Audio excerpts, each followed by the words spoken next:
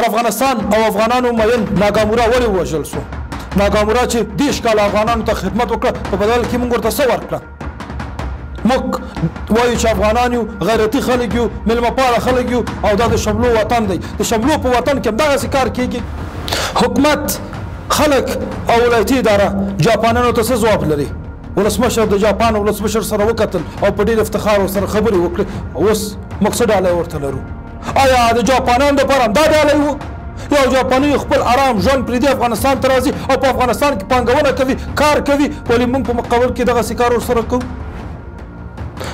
افغانیت غرور شهامت همدغه و. د خوشحال خان لمسی باید همدغسې واوسي. زموږ امنیتي کشفي استخباراتي ادارات په کومو برخو کې مصروف دي؟ په لکونو ډالر دوی مصرفوي.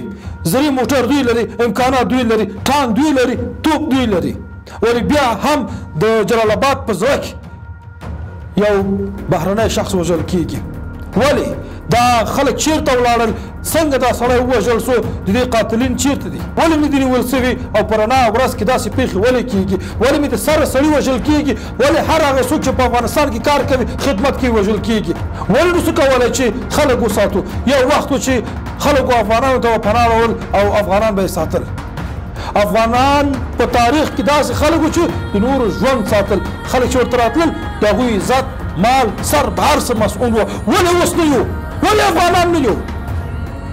تر کومه پورې ناګامورا راغی چې زموږ دپاره اقتصاد جوړ کړي، خلکو ته د کار زمینه برابره کړي، زموږ دښتې جوړې کړي، ځنګلونه جوړ کړي، اوبه مدیریت کړي. ولې موږ ورسره دغسې عمل وکړه؟ موږ باندې هېڅوک ملامت نه دي، موږ خپله ملامت یو. موږ نسو کولی چې خپل وطن جوړ کړو او هر هغه څوک چې زموږ وطن جوړوي په مقابل کې موږ دغسې پیښې ورسره کوو. موږ او تاسو یو چې خپل وطن خرابوو. 40 کاله په اور کې وسوځېدو کم دي؟ 40 کاله لوږه تنده په موږ تېر سو کم ده؟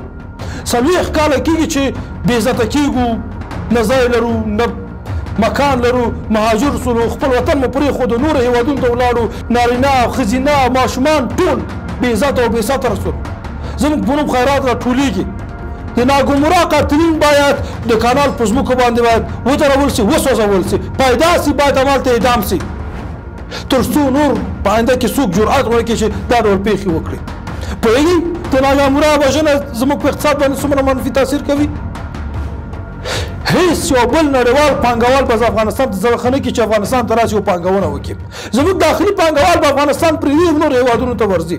یو څوک چې خپل آرام ژوند پرېږدي، ښه ژوند پرېږدي، راځي تا ته خدمت کوي، ستا بچو ته خدمت کوي، تا ستا د ښه ژوند دپاره کار کوي، زحمت باسي، په مقابل کې موږ څه کوو؟ آیا تاسو فکر کوئ چې په آینده کې نور خلک راځي افغانستان ته؟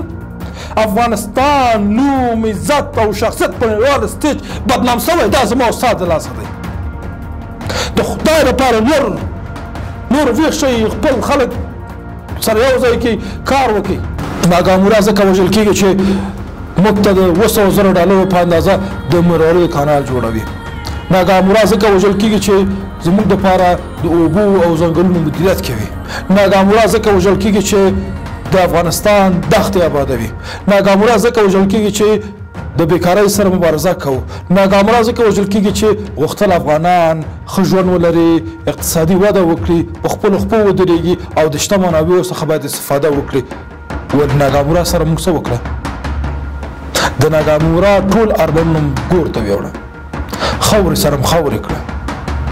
نه مو خپل ځان ته ښه ژوند برابر کړه، نه مو خلکو ته ښه ژوند برابر کړه. د ناګامورا د روح د آرامتیا لپاره 2 غوښتنې لرم. اول دا ده چې حکومت د دې په نوم باید یو ستر پارک او یا هم باغ جوړ کړي. دوم د خلکو نه مې غوښتنه دا ده چې باید د ناګامورا لاره تعقیب کړي، ترسره کړي.